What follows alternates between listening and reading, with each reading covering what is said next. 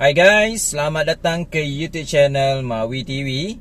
Hari ini aku nak share kat korang berkaitan dengan apakah itu NCD, iaitu No Claim Discount, okay, untuk insurans kereta. Sebabnya tadi ada seorang yang tanya dalam aku punya YouTube tentang apa itu NCD. Jadi aku rasa macam menarik juga untuk aku bincangkan topik ini. Jadi kalau korang nak tahu apa itu NCD dan apa kelebihannya, jangan lupa untuk tekan like dan subscribe. Kita jumpa sebentar lagi.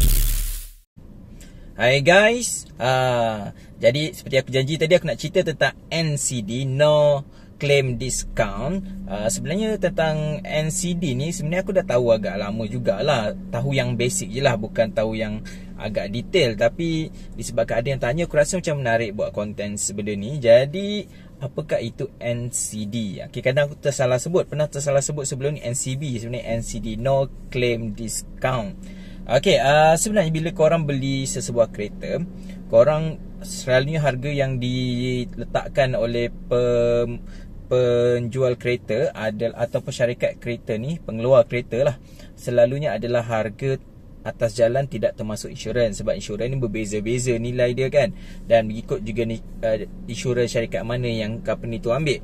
Jadi sebenarnya bila korang beli kereta, sebenarnya korang boleh dapat diskaun pada insurans tu sebenarnya. Okey, terutama bila mereka yang dah ada kereta yang lain dan kemudiannya tukar kepada kereta lain, sebenarnya korang boleh dapat diskaun pada insurans kereta baru korang itu sebenarnya.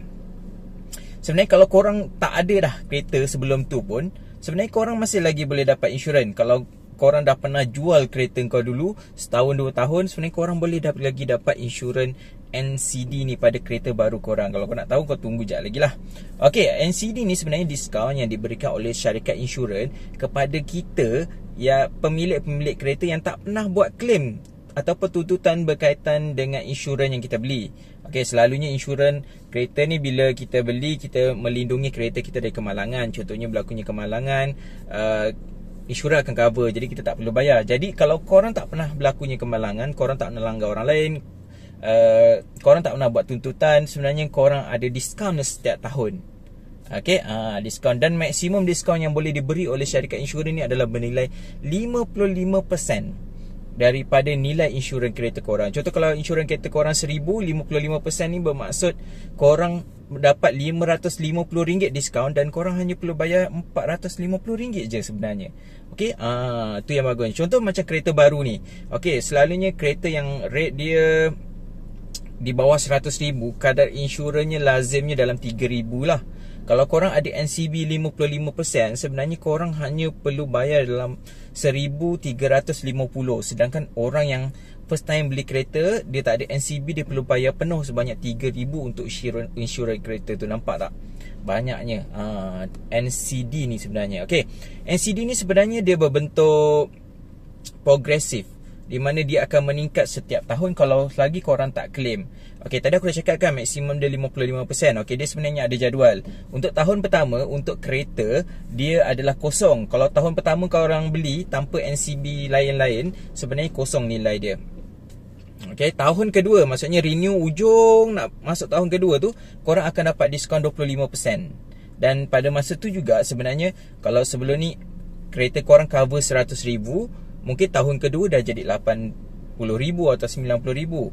Itu dah kurangkan dia punya insurans. Dan NCB ni kurangkan lagi 25% daripada harga insurans korang tu. Okey, untuk renew tahun yang ketiga pula, dia bagi 30%. Yang tahun keempat dia bagi 38.33%. Manakala untuk tahun kelima dia bagi 45%. Jadi kalau anda katalah korang dah sampai tahun kelima nak bayar untuk tahun ke-6, sebenarnya NCB tu akan berada pada level maksimum, iaitu 55% daripada jumlah NCB tu. Sebenarnya kalau kereta korang 100,000, pada tahun yang kelima atau ke-6 korang nak renew tu, sebenarnya harga kereta korang akan jadi dalam 60,000 atau 50,000 lah cover dia.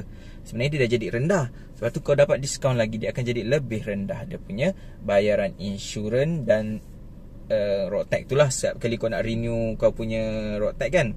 Okey, manakala untuk motosikal pula berbeza, di mana tahun pertama kosong sama, tahun kedua dia 10%, tahun kedua 15%, tahun keempat tahun pertama kosong, kedua 10, ketiga 15, keempat 25% dan sampai ke sudah maksimum 25% saja untuk motor. Okey, kita bagi contoh yang mudah lah untuk insurans kereta ni, macam ni NCB ni berfungsi. Contohnya korang nak renew sebuah kereta dan insurans yang dikenakan untuk kereta korang tu adalah RM1,000. Kalau korang ada NCB 55%, bermaksud korang hanya perlu bayar RM450 sahaja. Andai katalah korang nak renew untuk tahun yang ketiga atau masuk tahun keempat lah sebenarnya. Okay, renewnya mesti daripada penghujung tahun yang ketiga kan. Okay, dia adalah 30%. Jadi kalau RM1,000 kau punya nilai insurans, korang hanya perlu bayar RM700 sahaja. Okay, itu maksudnya NCD no claim discount. Okay, contoh lain tadi aku dah bagi tahu lah. Contohnya kalau kereta Toyota Vios ni, nilainya mungkin hampir RM3,000, kita anggap RM3,000. Kalau NCB nya 30%, bermaksud korang akan dapat diskaun RM900. Jadi bayarlah RM2,100. Kalau kau punya NCB 55%, korang akan dapat 55% potongan daripada RM3,000 tu, bermaksud korang hanya perlu bayar RM1,350 sahaja. Okey, macam mana pula jika berlaku kemalangan? Bila berlaku kemalangan, korang akan buat tuntutan, okey, daripada pihak insurans. Okey, tak kira lah daripada tahun kedua ke, ketiga ke, keempat ke, kelima. Kalau sekali saja korang buat tuntutan tu, bermaksud NCB korang akan kembali menjadi kosong. Walaupun daripada 55% tu, sekali korang buat tuntutan, dia akan jadi kosong. Okey, kalau contohnya lah tahun kedua, okey, tahun kedua, tahun pertama kau bawa kereta tu sebelum renew insurans tahun yang kedua, berlaku kemalangan. Okey, jadi itu mungkin bukan isu kalau korang nak claim, sebab memang kosong pun selama ni, jadi dia akan jadi tetap kosong lah. Tapi kalau kau ada 55% diskaun, tiba-tiba berlaku kemalangan, kau guna insurans, okey, jadi dia akan kembali menjadi kosong dan korang punya kadar insurans tu akan meningkat, bayar penuh lah, tak ada diskaun. Alright, tu dia, dia punya cara lah. Jadi adakah berlaku kemalangan, korang buat tuntutan insurans, confirm kau punya NCB akan hilang? Okey, kalau secara teorinya ya, tapi kalau korang tuntut insurans, tapi contohlah berlaku kemalangan, tapi bukan disebabkan oleh korang sebagai punca, polis mengesahkan yang bertanggungjawab adalah pihak yang melanggar korang itu. Okey, jadi korang punya kereta ni akan di cover oleh insurans pihak ketiga tu, faham tak? Okey, contohnya kalau korang tengah bawa kereta kat traffic light, ada kereta langgar daripada belakang. Okey, apa yang berlaku adalah selalunya orang dari belakang akan salah lah. Jadi kereta korang ni hantar ke bengkel, dibaik pulih, dan bayaran itu di cover oleh insurans kereta yang langgar korang tu. Tu dia punya konsep lah. Dia perlu bayar korang punya insurans, dan NCB korang tak akan berubah walaupun kereta korang pernah buat tuntutan insurans, tapi bukan insurans korang, insurans pihak ketiga lah. Tapi kadang-kadang ada isu bila kereta yang langgar kau tu tak ada insurans. Okey, tu mungkin korang pula terpaksa guna insurans korang, ataupun kereta korang dilanggar oleh motor sebagai contoh. Insurans motor ni berapa sangat kan, jadi kadang-kadang dia tak boleh nak cover, dan kebanyakan motor ambil third party insurans yang hanya cover kehilangan je sebagai contoh lah, sebagai kehilangan ke pihak ketiga. Okey, mungkin cover dia kecil, menyebabkan dia tak boleh pun nak bayar korang punya kerosakan pada kereta korang. Okey, baik. Seterusnya, tips jika korang terlibat dalam satu kemalangan kecil lah. Contohnya korang langgar tembok ke, korang langgar tiang ke, kereta masuk longkang ke, dan kerosakan yang berlaku tu adalah dalam kadar yang kecil lah. Contohnya macam hanya bumper yang rosak, tayar pecah. Okey, pada aku cadangkan korang gunakan cash sahaja untuk bayar lah. Sebab sayang kau punya NCB tu dah besar, contohnya dah 55%. Tapi kalau setakat NCB kau baru 25%, korang rasa macam cash pun tak ada, boleh je gunakan insurans. Tapi future-nya korang akan perlu bayar banyak sikit lah untuk next renew tu kan. Tapi pada aku, kalau kemalangan yang kecil yang boleh korang bayar cash sajalah. Sebab NCB tu akan jadi kosong, rugi pula nanti nak renew insurans. Sebab renew insurans ni banyak sebenarnya 55% tu. Okay, Macam mana pula dengan insurans cermin? Okey, kalau korang ada ambil insurans cermin, kemudian korang punya cermin pecah atau retak atau crack,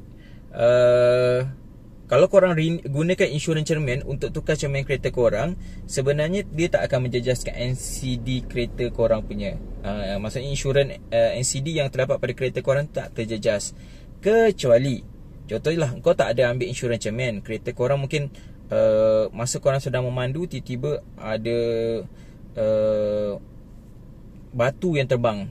Contohnya lah, kena kat cermin kereta korang. Okey, jadi korang nak buat tuntutan sedangkan korang tak ada insurans cermin. Korang sebenarnya boleh guna insurans kereta, tapi masalahnya korang akan hangus kau punya NCD tu. Okey, faham tak maksudnya? Sebabnya cermin ni mungkin 1,000 ke 2,000 lah kan. Okey, jadi kalau korang rasa macam tak mampu nak bayar sendiri, korang sebenarnya boleh gunakan insurans kereta, tapi NCB korang akan jadi kosong semula. Okey, nampak macam rugilah sebenarnya untuk cermin yang yalah, cermin yang mungkin bernilai 1,000, tapi last sekali NCB korang akan menjadi kosong dan korang perlu renew setiap tahun tu. Yalah, contoh 3,000 kau punya NCB penuh, kau beli kereta tu dengan NCB 55%, dapat 1,350. Okey, kemudian kereta korang kemalangan selepas beberapa bulan. Okey, korang claim insurans. Untuk tahun yang kedua, sepatutnya NCB korang 55%. Okey, kadar insurans tu mungkin dah jadi 2,500 sebagai contoh lah. Okey, kalau 55%, mungkin korang akan dapat, berapa kiraan dia ni, mungkin korang boleh dapat dalam 1,000 lebih sikit. Tapi disebabkan korang dah claim sekali cermin, insurans tu akan kembali jadi 2,500 korang kena bayar. Macam gitu dia punya konsep. Jadi elakkanlah daripada gunakan insurans kereta untuk cover cermin. Lebih baik korang tambah sedikit untuk insurans cermin lah. Tapi sebenarnya kereta zaman sekarang, dia adalah kereta 2 layer tau cermin dia. Jadi dia jarang jadi berretak 1,000 macam kereta zaman dulu. Itu kereta 1 layer lah cermin dia kan.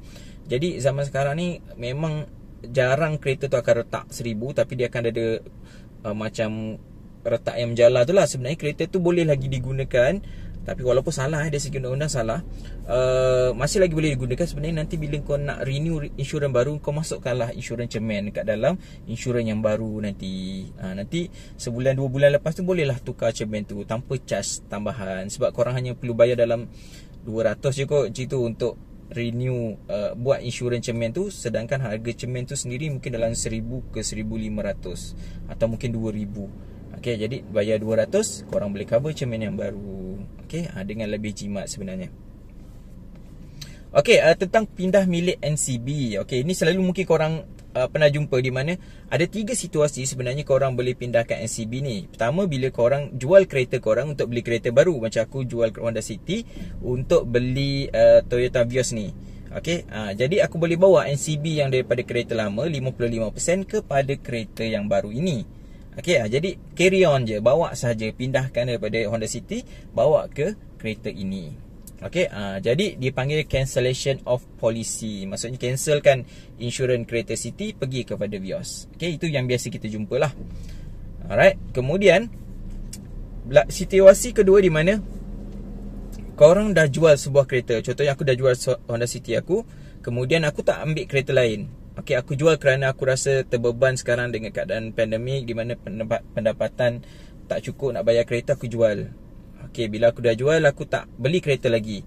Okey, selang 2 tahun lepas aku jual kereta Honda City tu, tiba-tiba aku nak beli kereta baru. Okey, dalam situasi ni sebenarnya korang boleh ambil balik NCB kereta yang korang dah jual tu. Okey, boleh sebenarnya beli kereta lepas tamatnya polisi tu, boleh.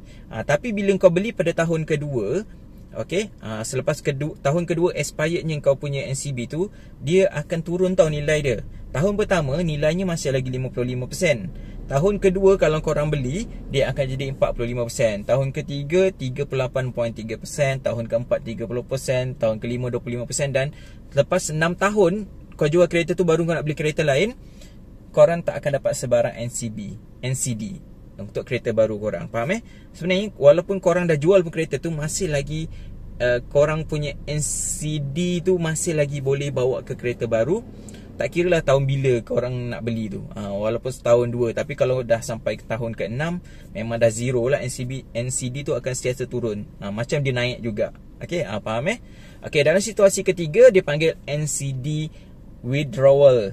Okay, maksudnya gini, korang ada sebuah, contohnya aku ada Myvi, tiba-tiba aku nak beli Vios ni. Okay, apa yang boleh aku buat adalah, Myvi tu dah berusia 11 tahun, jadi NCB dia 55%. Okay, jadi aku nak beli kereta baru, sebenarnya aku boleh swap, bawa NCD dari kereta Myvi tu pergi ke kereta Vios ni. Kemudian kereta kereta Myvi yang lama tu beli je insurans lain yang baru, biar NCD dia kosong. Okay, aku bagi contoh kiraan Contohnya kereta lama merujuk kepada Prodor Myvi aku. Okay, insurannya 600. Aku guna NCD aku 55% untuk renew tahun berikutnya. Jadi aku dapat diskaun dan aku hanya perlu bayar RM270. Okay, insurans. Kereta baru pula insurannya adalah 1,600. Okay, ini contoh je tau. Okay, kemudian NCD-nya aku tak ambil daripada kereta lama ataupun daripada Myvi tu, bayar penuh. NCD dia 0%. Okay, bayar penuh. Jadi total dua kereta yang aku perlu bayar ni, insurannya adalah 1,870. Okay, bayangkan aku tukar pula kereta lama tu, aku ambil NCD dia, hantar ke kereta baru. Sedangkan kereta lama tu aku ambil insurans yang baru, tak ada NCD. Okay, sebagai contoh, kereta lama insurannya 600, tanpa NCD tetap kena bayar 600. Tapi untuk kereta baru, NCD yang aku bawa daripada kereta lama tu pindahkan ke kereta baru, NCD dia 55%. Jadi dari 1,600 punya insurans, dia dah jadi RM720 sahaja. Jadi kalau kau totalkan dua kereta ni tadi, dapat 1,320. Jadi kalau kau bandingkan kaedah tarik NCD daripada kereta lama dengan kaedah tarik NCD daripada kereta lama ataupun drawal ni, korang akan dapat perbezaan kat situ lebih kurang RM550 penjimatan. Okay, ini teknik yang ini adalah cara ketiga lah untuk pindah milik NCD daripada kenderaan lain. Okay, soalan yang terakhir, boleh tak NCD ni dipindahkan daripada orang lain kepada orang lain? Contohlah, bapak aku nak beli kereta. Okay, bapak aku ada kereta, dijual kereta dia. Kemudian aku nak beli kereta baru. Boleh tak aku gunakan NCD bapak aku tu untuk kereta aku? Jawapannya tak boleh, sebab NCD ni berdasarkan IC dan nombor pendaftaran kereta. Okay, jadi itu je aku nak share. Jadi kalau korang ada apa-apa soalan, korang boleh gunakan ruangan komen. Mungkin aku pun tak pakar tentang hal ni. Kalau korang ada info-info tambahan, boleh kita share lah. Okay, jangan lupa like dan subscribe YouTube channel Mawi TV. Assalamualaikum, bye.